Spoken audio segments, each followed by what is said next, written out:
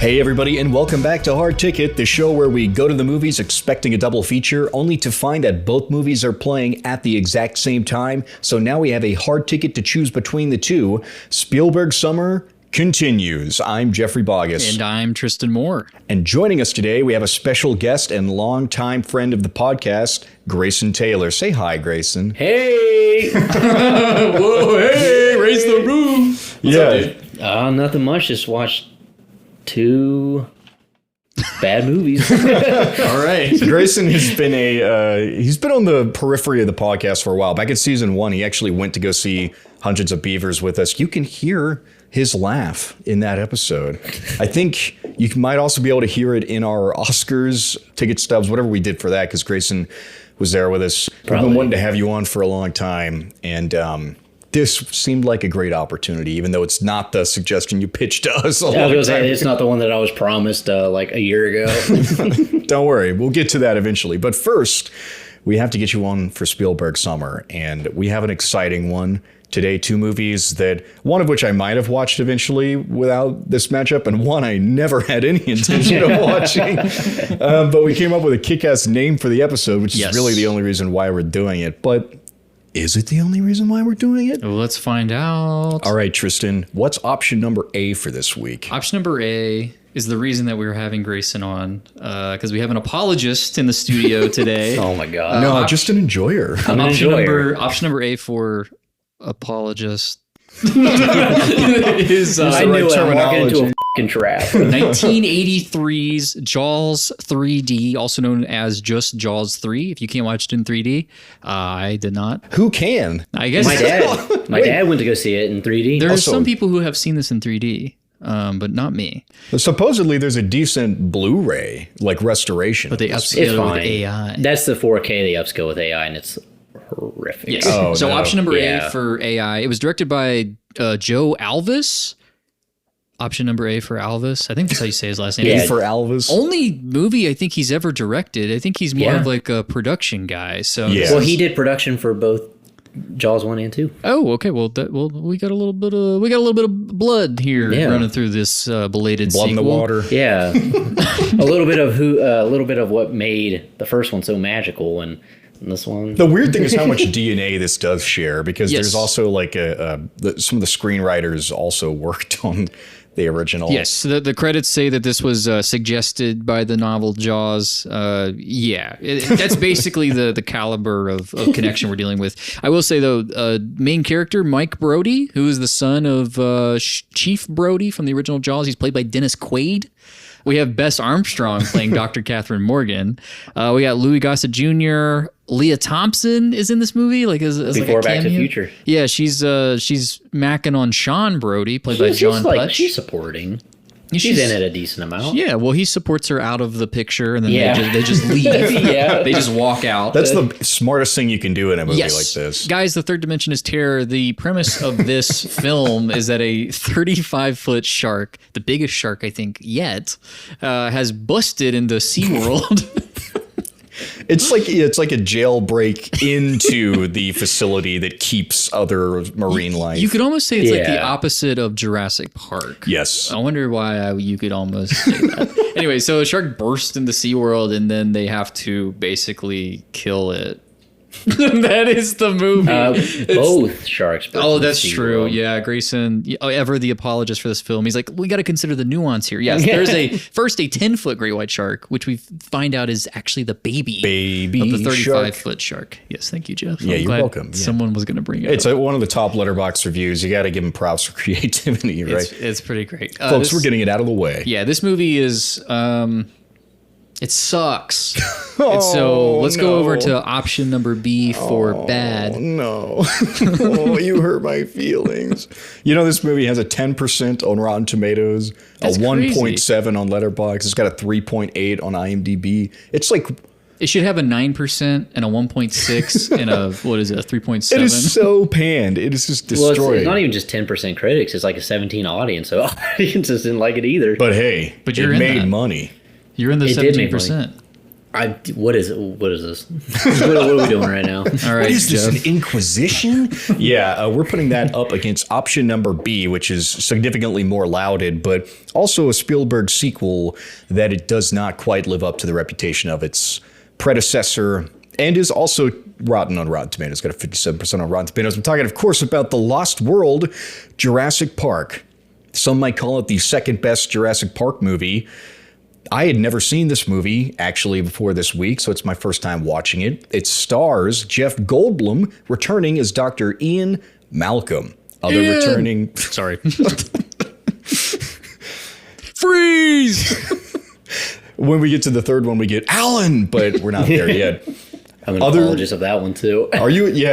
I do like JP3. The JP3's fine. Yeah. I like JP3. Richard Attenborough returning as John Hammond. I believe this was his last film role. Oh, really? I'm pretty sure. Yeah. Josh watched this movie with me. He was over my shoulder being like, actually, during this scene, movie guys, am I right? Yeah. Anyway, this movie was actually directed by Steven Spielberg, returning from the original Jurassic Park. It comes out, 4 years? 4 years later, yeah, 93 to 97. So the plot kicks off when Dr. Ian Malcolm is called upon by John Hammond. And he's like, hey, so look, I know I f***ed up with the last Jurassic Park. I'm going to do it again. And now my nephew has seized control of it's his company, right? Yeah, InGen, yeah. Right. His nephew has seized control, and they're going to Site B, where there are dinosaur clones that were abandoned after a hurricane. It's a different island. It's not Isla Nublar. It's, does it have a name? Sorna. We'll just call it Site B. That's easier to remember. To say that's For option number B. Yeah. That's the setting for JP3 as well. Oh my So god. They just come for a back. majority. Yeah, for the JP trilogy. Are you going to be like majority this the of it whole was Sorna. episode, Grayson, just spouting out crap about JP3? This is not about JP3. JP3 Jaws 3. JP3 Jaws 3. Anyway, Goldblum's got to go to the island because his girlfriend, Sarah Harding, played by Julianne Moore, she's what? She's like a biologist or something? Yeah, she's like a paleontologist, but she has transitioned to becoming like a bio-paleontologist. And she's already there because Hammond already sent her there. Yes. Because the man is maniacal. He entraps Ian Malcolm. He's like, hey, Ian, I know you don't want to go, but sorry, I already sent your girlfriend there. This is what he does. He puts things in motion before Yes. like anybody can really. It's the flea circus all over again. And really Ian Malcolm is. is the flea. So he goes there. His daughter, played by, what's her name? Vanessa Chester, stows away. She's there. He's like, oh, what are you doing? And Vince Vaughn's also there. So that's like your four, and a guy, Bob Burke, played by Thomas F. Duffy, who dies a horrible death. Eddie Carr, yeah. Yeah. So they're there, and they come across some poachers. There's poachers there trying to get the dinosaurs, and Yeah, they're InGen poachers. They've been sent by John Hammond's nephew. yeah. What are they doing? They're there to just killing them, or No, they're they not. want to capture them to Yeah. put them in a secondary park that's in San Diego. Jeff, did you watch the film? I did watch the film. Yes, thank you, Tristan. Was it because Josh was talking in your ear? Yeah, the that you missed whole that? time. He wouldn't even watch in this Jaws 3D with me. In this part, Jeff, I'm going to distract you from watching the film. Oh boy. Well, I'm not going to even hold that one against you because in this movie they talk over each other a lot. In Lost World, there's Lost a lot World? of scenes. Yeah, like the three characters talking at the same time. Well, It drives me nuts. You're letting loose Jeff Goldblum. He's going to go off script, and you can't really help it. So that's the gist of The Lost World. Although in the third act, there is a T-Rex that goes off island. They take it to San Diego, and it breaks loose, and you get a little bit of Spielberg B movie, which is interesting. But that's the dominoes fall throughout this movie. It's a good time. Yeah. We'll get into that. But without further ado, this is Jawrassic Park 3, The Lost D.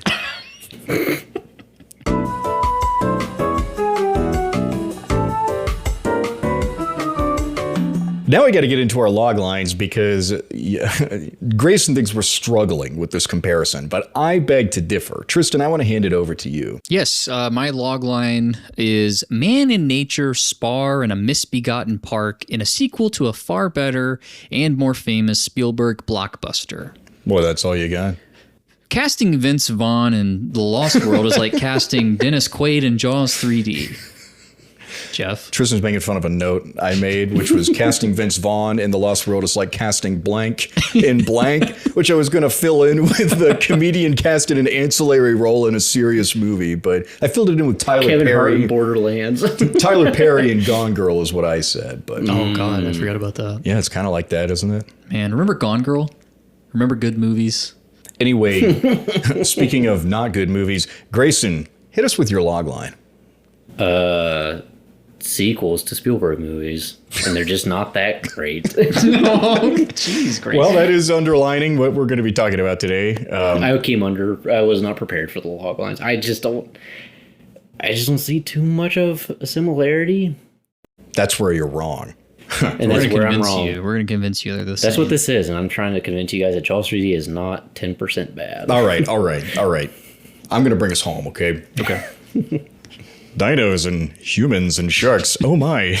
At least that's how it starts. But then there's lots of swimming and screaming.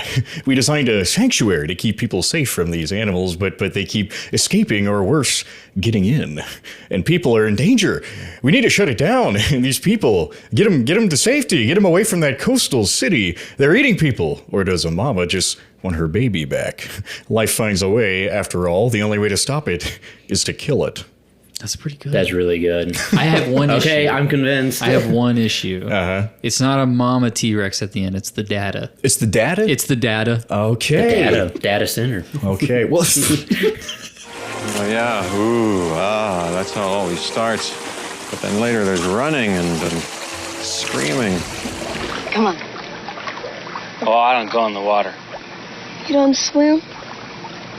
Not even with friends? Oh, I swim. I just,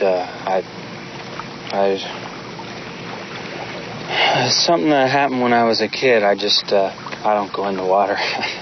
lots of inversions, though, because Yes. Jaws 3D is basically a Jurassic Park movie before any Jurassic Park movies. That's true. There is a facility that is holding animals of a certain type. This is a marine facility.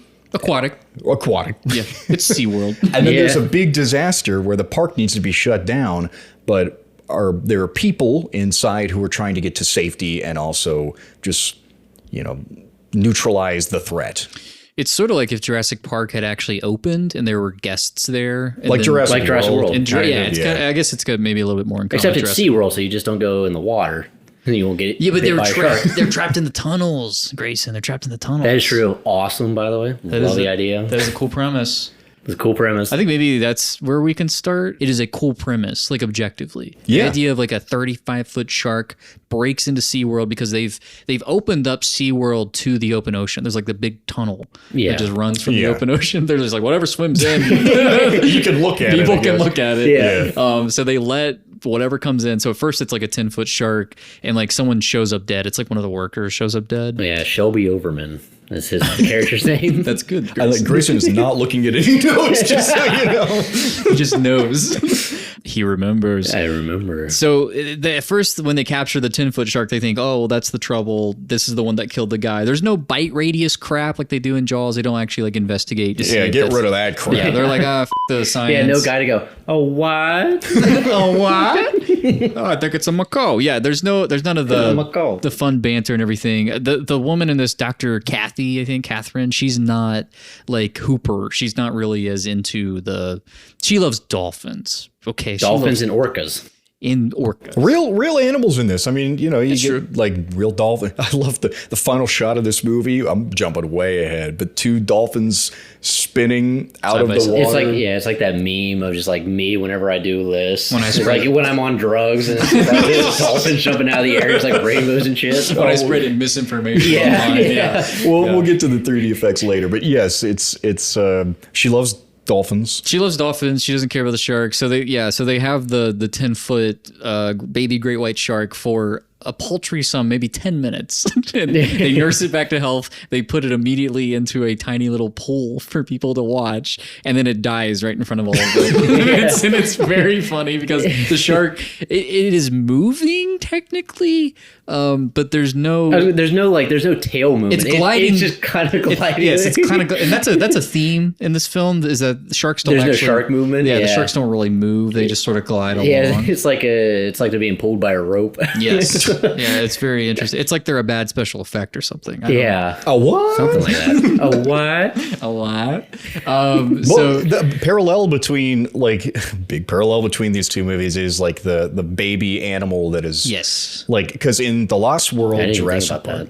Oh yeah, of course. The whole thing is once our 4 heroes are together at Site B, you got Jeff Goldblum, Julianne Moore, Jeff Goldblum's daughter, Vince Vaughn, and then the guy who gets eaten. So I guess it's 5, but he's just there to get eaten. It was a noble sacrifice, dude. I know. It's actually so upsetting. Isn't it upsetting? Yeah. He saved everybody. This is like Spielberg's darkest film. You can't have the payoff at the end of the T-Rex and the being lured out of San Diego looking for its baby unless you have this sequence where Vince Vaughn finds a baby T-Rex that's got a broken leg. Yes. And takes it back to their glamping site at Site B and is like, we're going to nurse this guy back to health. It's screaming, it's writhing in pain. And Julianne Moore's like, this is a really good idea. We should definitely nurse it back to health. Jeff Goldblum comes in and he's like, what the why is there a dinosaur in my camper? That was like a Peter Griffin. What the Wallace?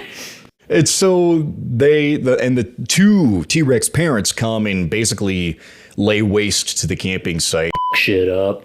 Similar to the shark in Jaws 3D, although there's not really an indication that it's trying to get its child back. It's really just an eating machine. Yeah. Well, that's because sharks don't nurse their young. That's not a thing. So that's all a pretense for. That's why the shark's in the park, is because it followed its baby. Yeah, shark would not give a shit. Either it followed its baby or it had its baby in the park.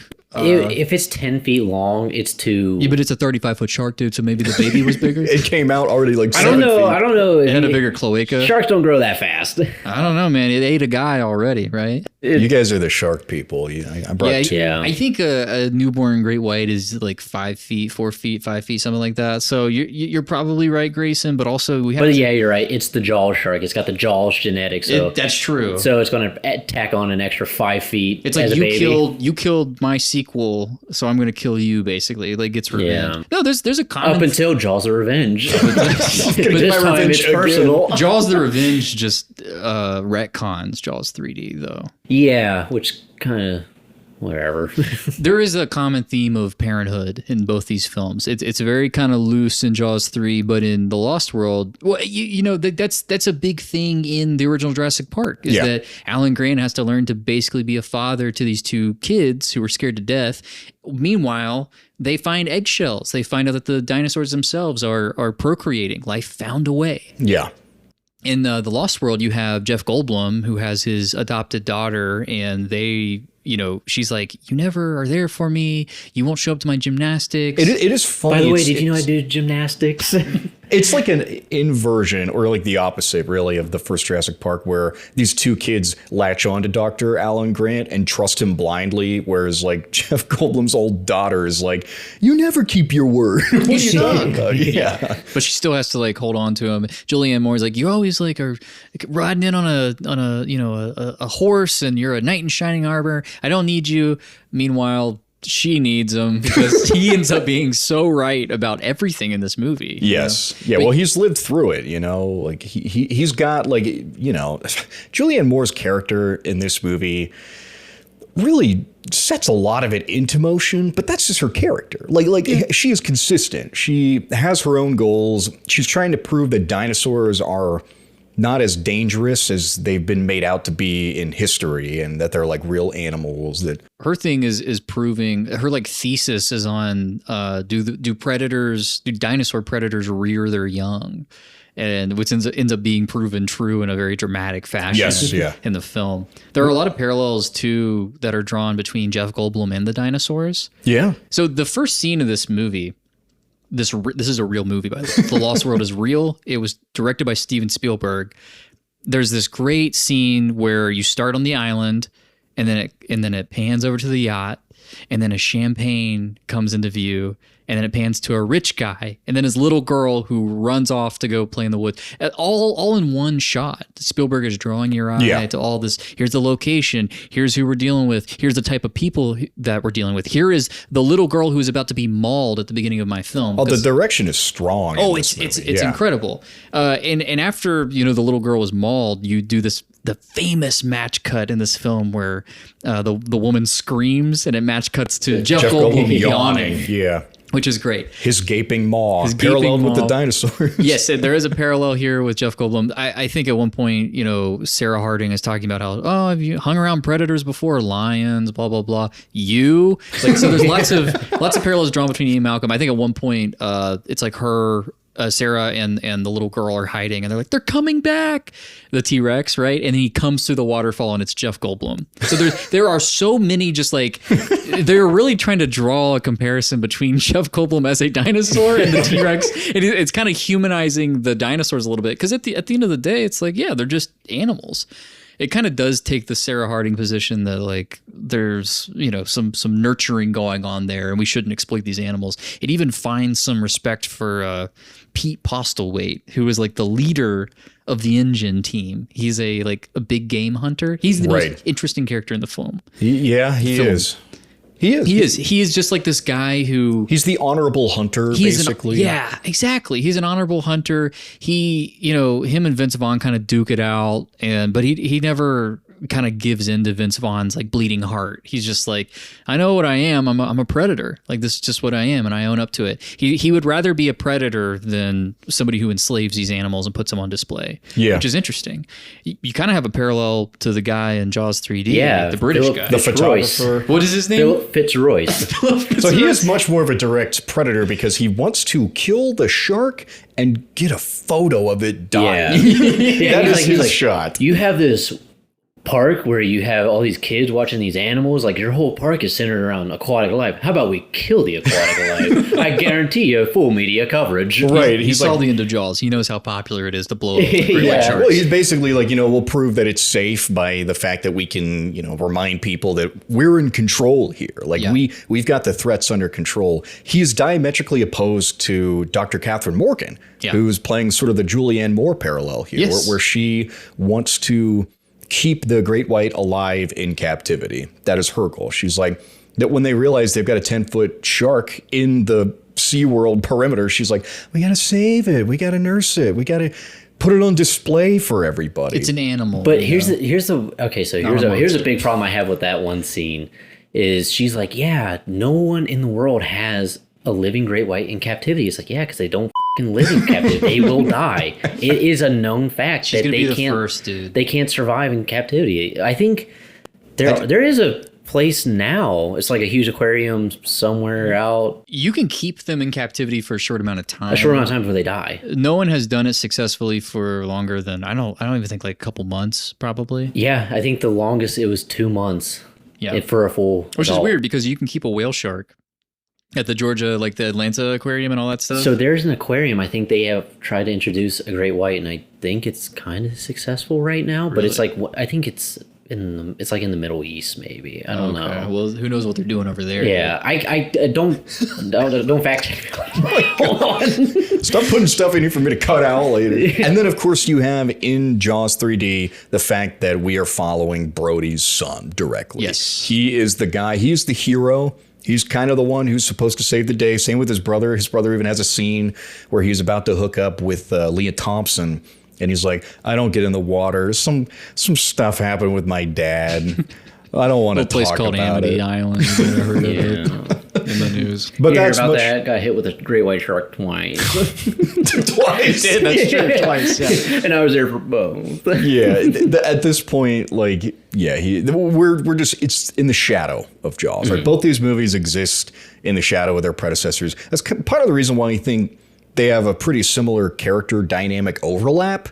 Is because we're looking at something that Spielberg did before that was hugely successful, and now you're packaging it and you're packaging it, and you're not thinking about who's going to get him first. Oh my god! Like This is so, but the thing about The Lost World is that Spielberg actually comes back to direct it. And the most fun parts of, I think, The Lost World are kind of like when he's basically directing a B movie in that third act. Yeah. Because look at shark movies. Every shark movie is trying to be Jaws, or if it's not, it's trying to be bad. And they're all B movies, essentially. Everything following Jaws, including its own sequels, were B movies. And you have Spielberg who comes back and basically directs what he knows is going to be an inferior sequel to his own work. But you kind of feel like maybe he saw what happened with Jaws and he's like, I want to keep at least one of these like in my own hands. Yeah. You got to respect him for it because he does go all out in the direction. We've touched upon it already in the discussion. It is a darker film. It is a meaner film. That the body count is like 10 times higher than it was in Jurassic Park. In a way, he's almost indulging what people might have wanted out of something like Jurassic Park. The motto for that film was bigger, better, more. Yeah. The third dimension is terror. Third dimension is dinosaurs. Yeah. They're both giving you, they're both like, this is what you want. This is what you want. Yeah. And I think Spielberg really does indulge. Because, it's like, what, 3 people die in Jurassic Park? You got Sam Jackson, the lawyer, and Dennis Nedry. So, and there's significant deaths. Oh, and the hunter who says clever. Oh, that's right. Yeah, don't forget that guy. And the worker at the beginning, I guess. Showtime! But all of those are memorable deaths. That's why we're remembering them as we're talking about them. We just get more bodies in this one. There's more bodies, but you do remember that. I mean, you remember Eddie Carr. You remember him getting fucking ripped in half. You remember the dog? The dog died. The dog does He eats die. the dog. Yeah, that's true. You get the parents screaming and all that stuff. No, you get all the engine guys getting picked off by velociraptors. I mean, no, there's some good stuff. You get the paleontologist who got the snake in his shirt. And he's like, oh my God, there's a snake in my shirt. I'm gonna run out in front of a T-Rex. It's very smart. Isn't he doesn't he care about like wildlife? Like, why is he so freaked out about a snake? He cares about it from a distance. He's like, I like it when it's dead, when it's like bones. He's like, This snake isn't a fossil yet, so I'm scared of it. Yeah. It's just the token character Spielberg has where they're afraid of snakes. Yeah, the Indiana Jones. He's the Indiana Jones character. He is wearing like a hat, sort of like he is. He's like a hippie Indiana Jones. Yeah.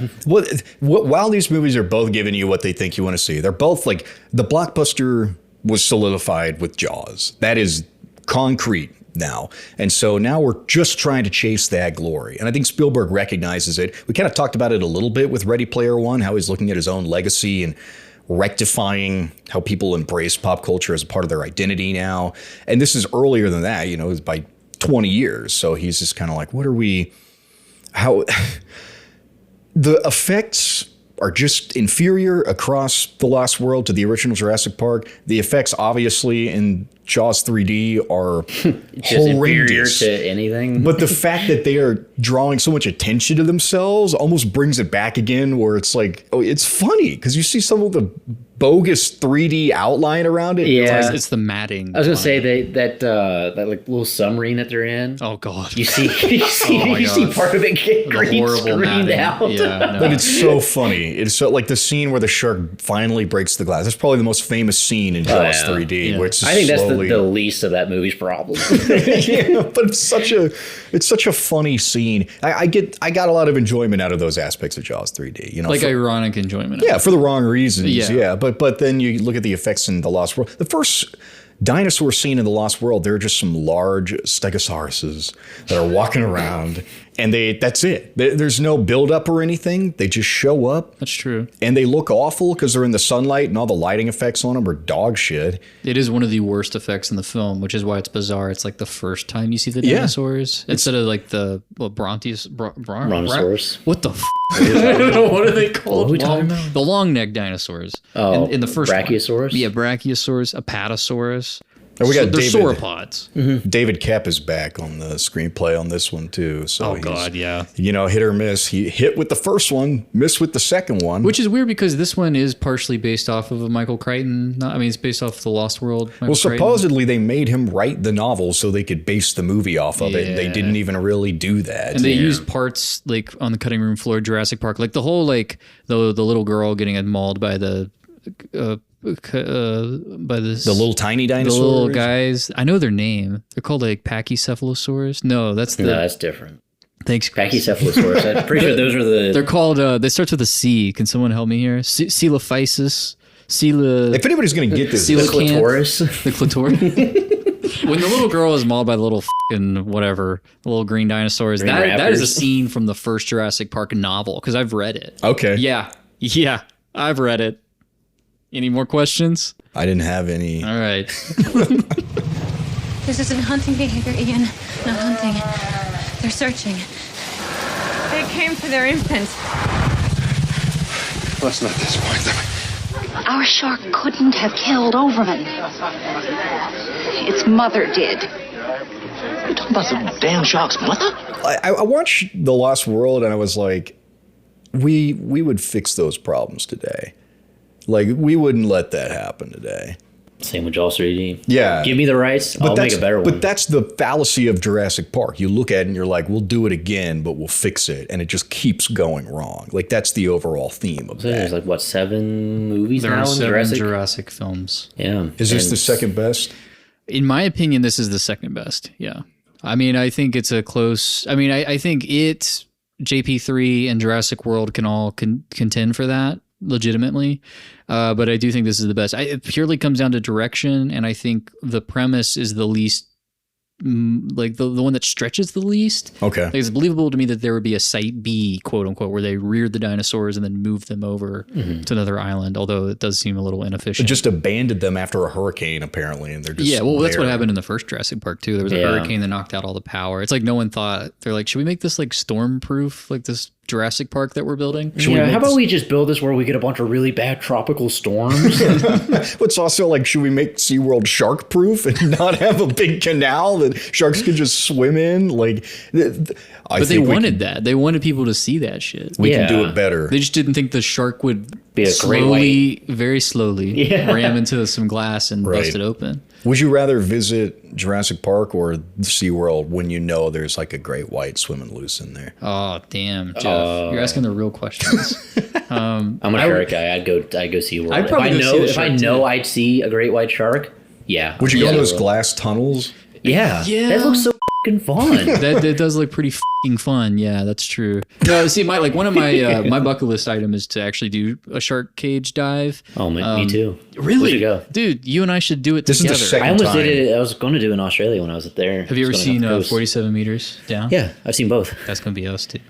This comes up a lot. That on sounds this podcast. awful, but So we have to get to the bottom now of Grayson's affinity for Jaws 3D. the psyche of why I do Take us into enjoy this movie. your dark inner complex of your mind. I think it just comes down to it's kind of cozy in a way. Cozy. For me. I think Okay. I find it it's not big in its stakes. It's kind of boiled down. It's very slasher coded. Yes. It's very like, we're at a summer camp. We're at SeaWorld. Especially in the very beginning when they're teaching all those counselors, but they're employees. Right. They're tour guides.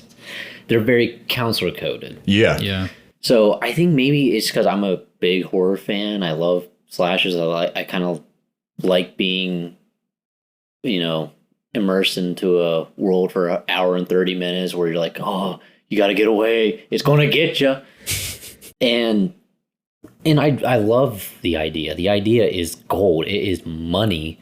And it did make money. Yeah, it did. It just doesn't look money. Well, I look at the reception this movie has, and I think it's a little bit unearned. Like, it's not good, but it's like, it's not one of the worst movies ever made. And a lot of people would call it that. I'm kind of having a good time hanging out with these characters. Dennis Quaid is so coked out of his mind. He's like, To the point where you're going to contact high. You're like, I feel like I'm on coke a little. This is great. I was having fun. There were real animals. It was cool to see, dolphins, orcas. The opening shot the opening death scene is awesome.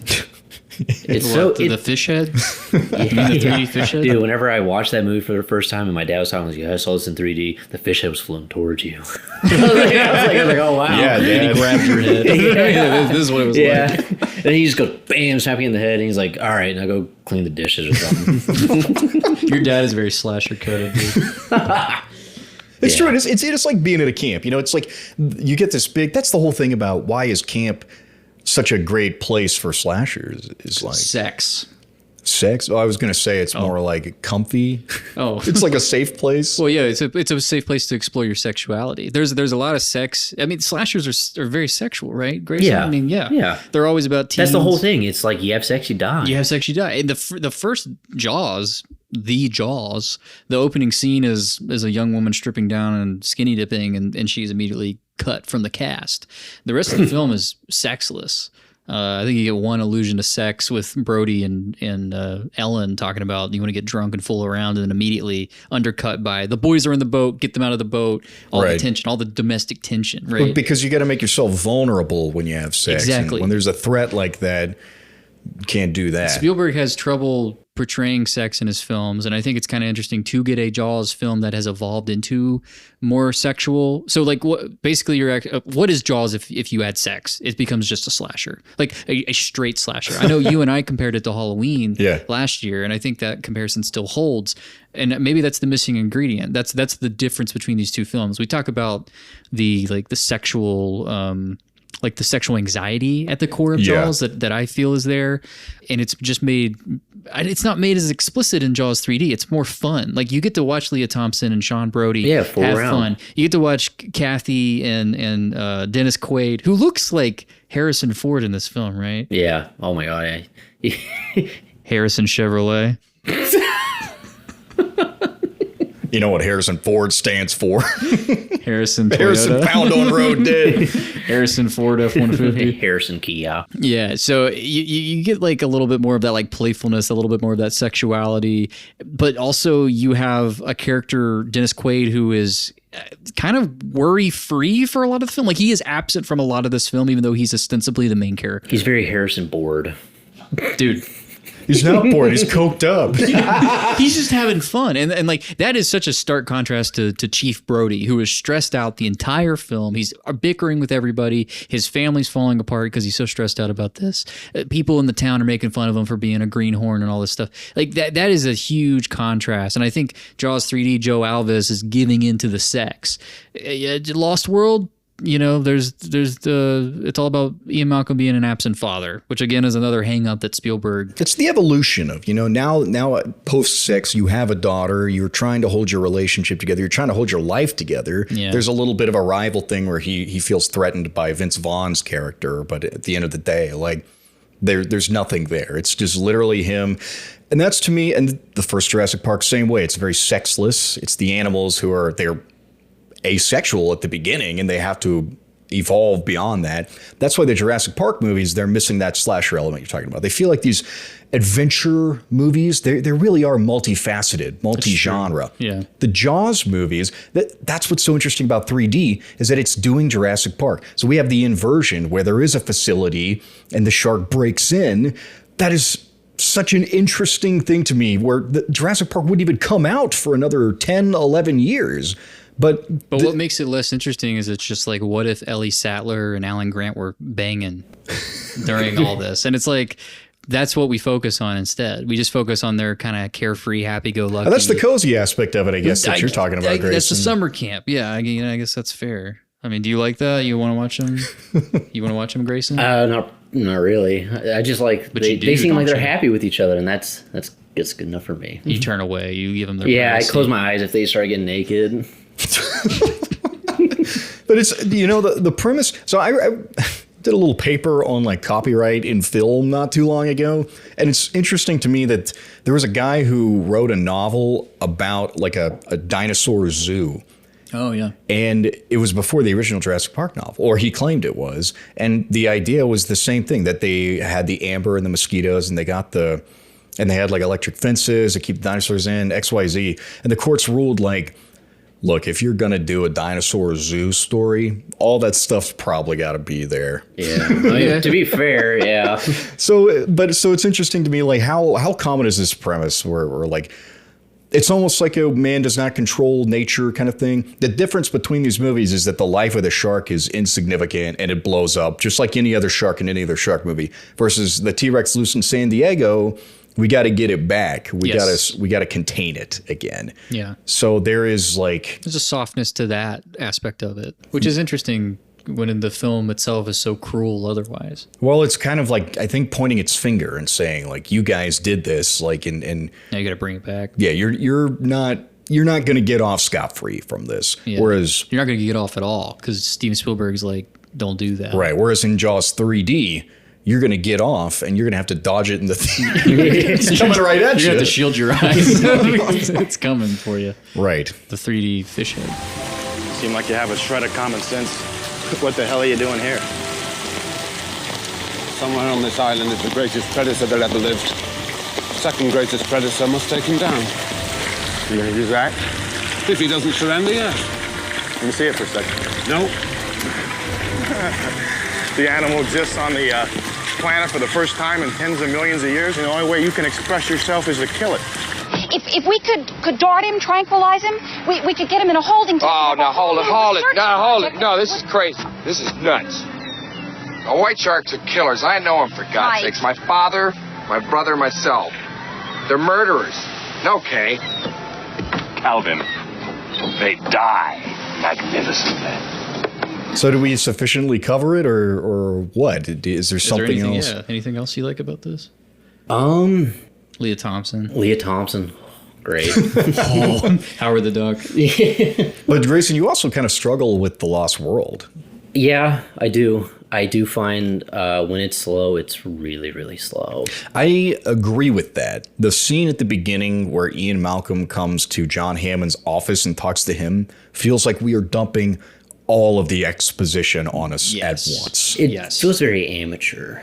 It does. Amateur screenwriting. It does. Like it's something like I would write. How long had Kep been writing before this? He wrote the original Jurassic Park, so it's like, how much can you blame him for? He wrote Disclosure Day. Yeah, but he wrote the original Jurassic Park. So, I mean, the guy's, he's all over the place, but then, you right before or after that scene, there's a scene where Goldblum's talking to Hammond's nephew, and his nephew is actually talking to a lawyer and Goldblum at the same time. The way that they're blocked, the camera is pushing in and Goldblum is between them in the background, but he is like the thing that is stopping the two of them from like making their back alley deal, take control of the company. Like, there's a lot of intentionality there.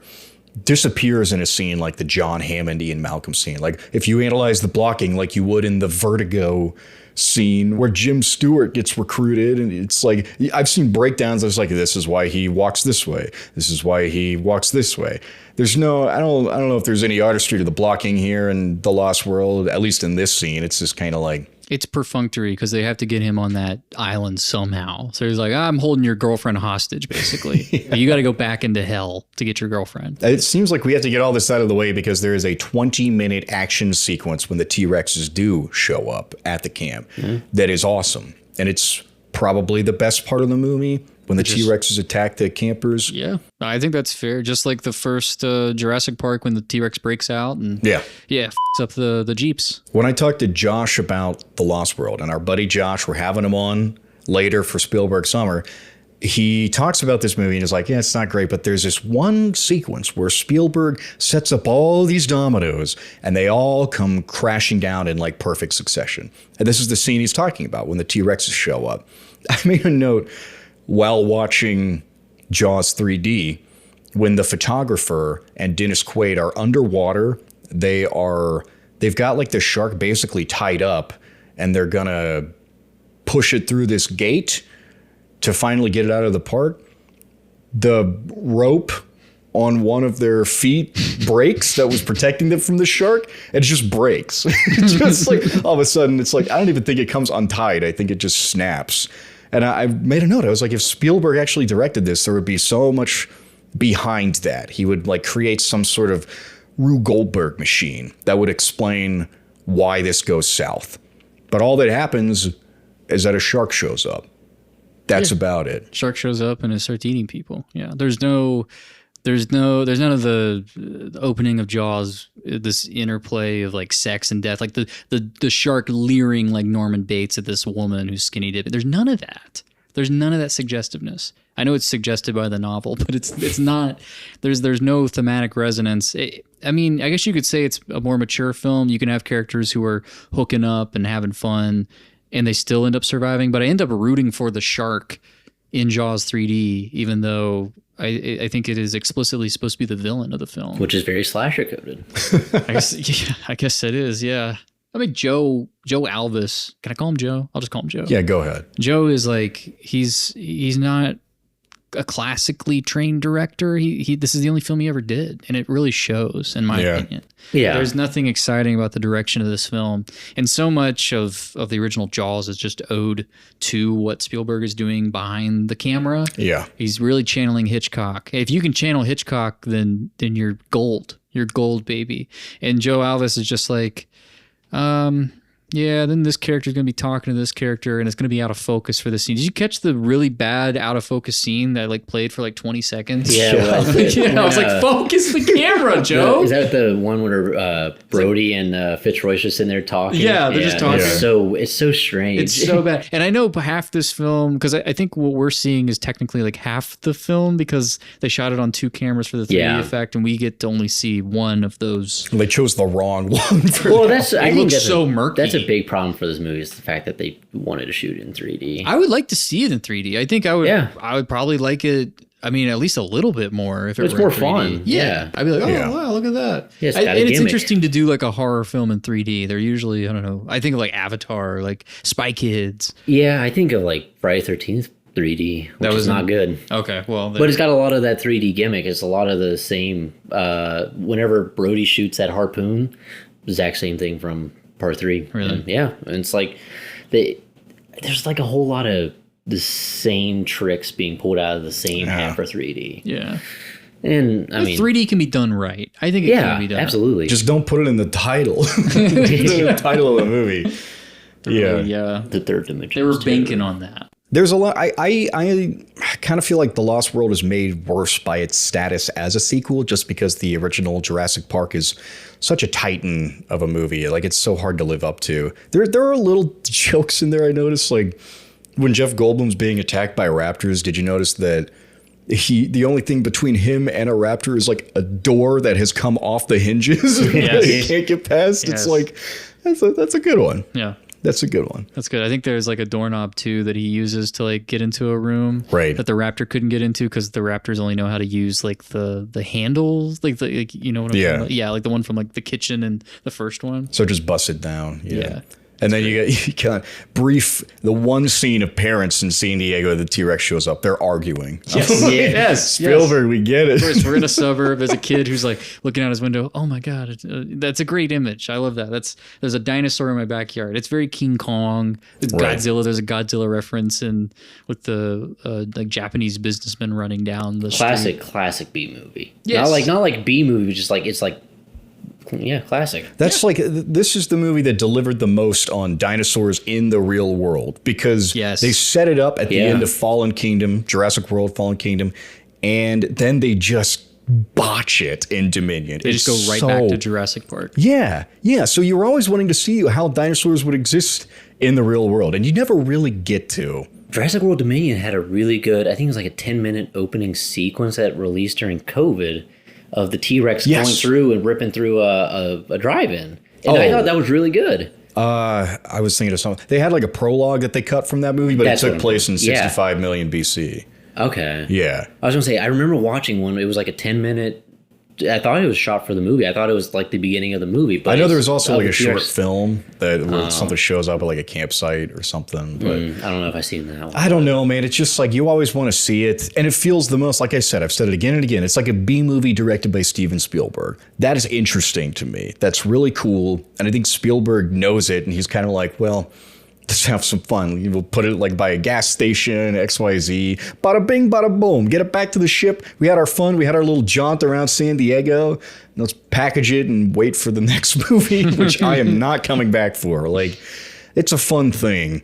And it completes the inversion where the dinosaurs escape the facility, whereas the shark enters the facility in 3D. Yeah. Ships in the night, these two movies. Yes. They're not even the same in sequence. Somewhere in the ocean, that cargo ship carrying the T-Rex passed the Jaws shark on its way to SeaWorld. 14 years apart. 14 years apart, yeah, these two films. One and here day. we are discussing them together today.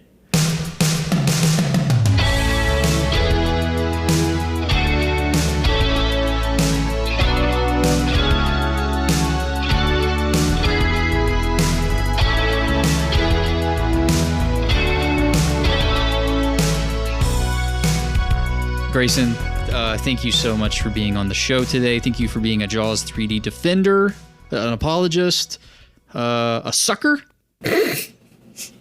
We've reached the end of our ticket, so you have to pick your art ticket. I'm going to go over to Jeff first. I want to know what you're going to go with. I'm going with The Lost World. Oh, big surprise. Well, you know what, dude? For the first hour, I was actually really enjoying Jaws 3D, but it does kind of wear down eventually. I think it gets a lot of unnecessary hate. So you can kind of understand where I'm like, I enjoy it. It's got some fun I understand.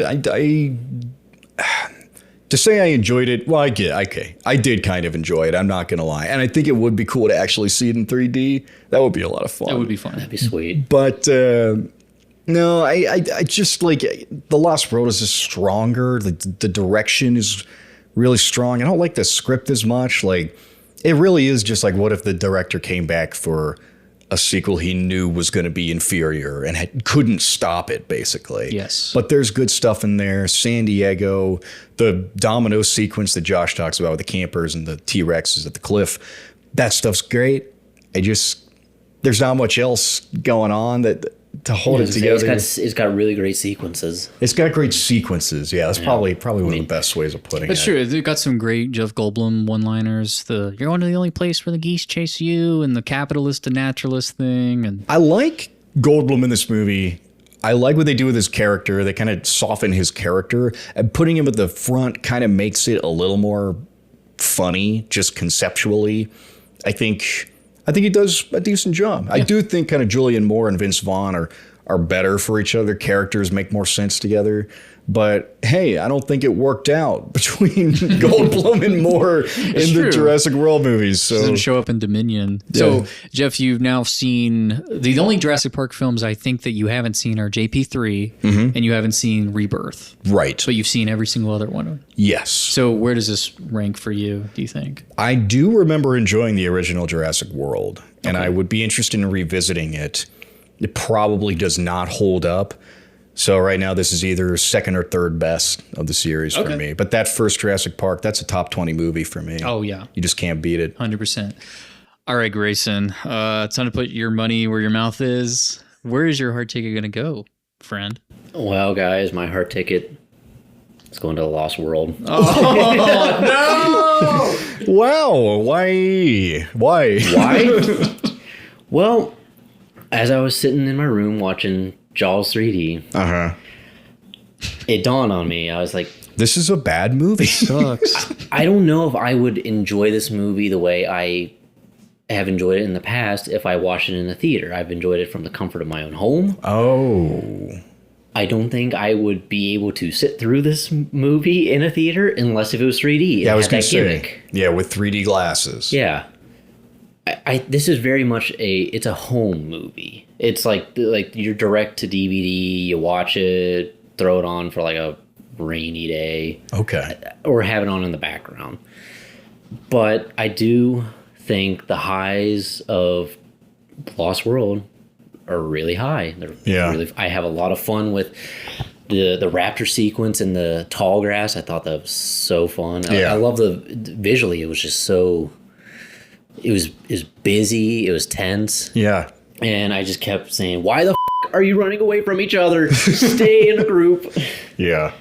But I haven't seen a Jurassic Park movie, Jurassic Park from the original trilogy. I haven't seen one of those in the theaters. And I was thinking, I'd go see Lost World if they were, re-showing it. Would you see all three of them then, since you're a JP3 defender as well? Yeah, I would. Yeah, I think I'm the same, honestly. I love these movies, man. Oh, yeah. I don't think I've said it enough. We're in Spielberg Summer. I think Jurassic Park is my favorite Steven Spielberg movie. I'm pretty sure it is. It's between that and Jaws, but like... I was going to say, Jaws is either Jaws or Raiders for me. Yeah, and this is our chance to talk about both Jaws and Jurassic Park at the same time. Also, we skipped Jaws 2, but... I don't know. Jaws 2 Electric Boogaloo. Should I watch it? What do you guys think? Should I watch Jaws 2? Or? No. You should watch The Revenge. You should watch Jurassic Park 3 before you watch Jaws 2. But you should watch Jaws The Revenge one day just to see how f***ed up they got with it. Yeah. It's really funny. How do you follow Jaws 3D up? That's my... They completely retcon it. It doesn't happen. It's not canon. Yeah, it's like what they did with Halloween, whereas now it's like a direct sequel to 2. Yeah. Oh, really? Yeah. So they're back on like Amity Island? They're back on it. Yeah. Well, they're on Amity for a little bit, and then they go to the Bahamas. But Sean Brody dies in the beginning of Jaws: The Revenge. Spoilers. Oh. Yeah. Yeah. Damn. Not Sean. Also, great white sharks can't survive in Bahamas. It's too warm of water. Amateur hour. Amateur hour.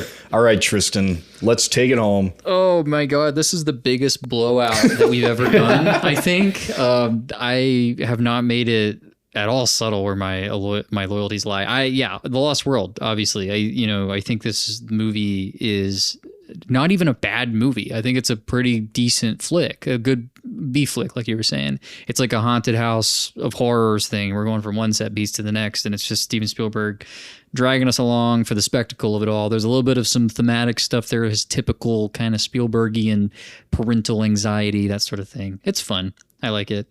He's given us like the definitive shark movie, definitive dinosaur movie, definitive alien movie, whatever, adventure film with Indiana Jones. Yeah.